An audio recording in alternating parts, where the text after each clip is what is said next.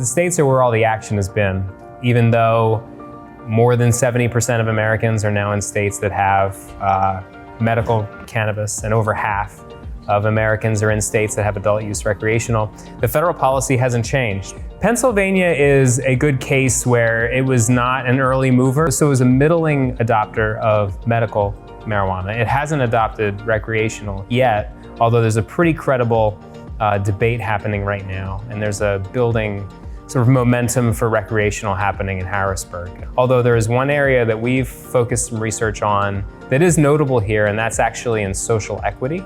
Paying attention to social justice and social equity started in the medical programs, and Pennsylvania was the second state that had a social equity component to its medical program. So one of the big problems with having cannabis in Schedule I, or the most restrictive category federally, is that research is really difficult.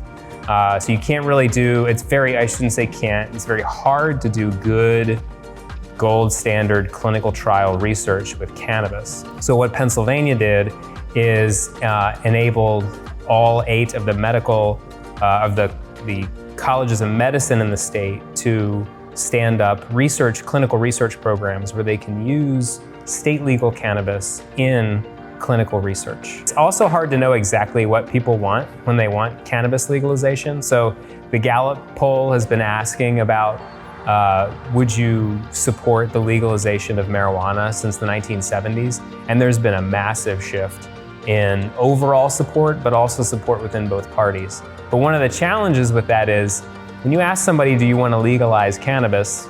That means different things to different people. So is that medical that they support? Is it adult use recreational? Is it more, is it very wide open access to adult use? Is it more limited access? There's a lot of the devil in the details, right, even for support.